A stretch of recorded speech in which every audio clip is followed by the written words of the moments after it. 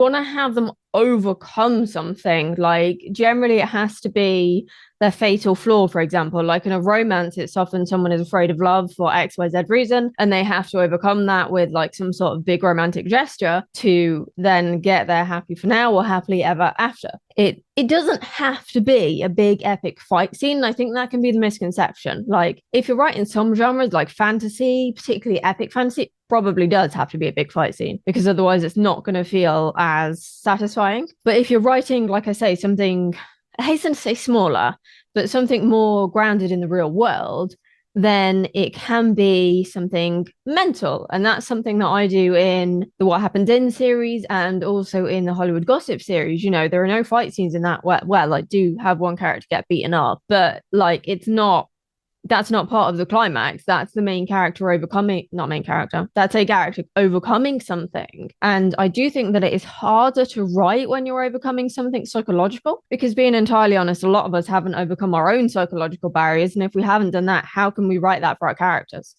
Absolutely. I think quite often, personally, that mental thing to overcome, that character arc where they've got to face that part of themselves and work through it, I prefer that. I find that more interesting than just a load of people turn up, hit each other, one of them wins, you know. I know that's massively oversimplifying fight scenes, but personally that's not as satisfying as an ending for me.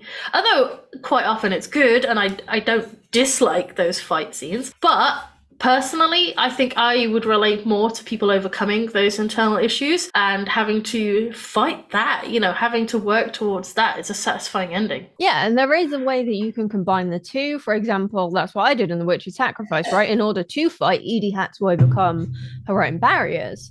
It does require a bit of a mind fuck, which is why I would recommend obviously keep listening to this podcast episode and also checking out Sacha Black's book 13 Steps to Evil, because that really got me thinking about how easy I was making life for my characters at the climax, and how if I did the rewrite, even though I didn't really want to do the rewrite, it would be much more satisfying for me and also for readers. And based on the reader response, I do think it worked. Not to brag or anything. That sounded really big-headed then. It didn't sound big-headed because you're right, it did work. It was really satisfying ending. There was that build-up almost throughout the whole last few books, as you said. That build-up was there, and that ending felt satisfying as a reader. It You know felt what's even difficult. funnier?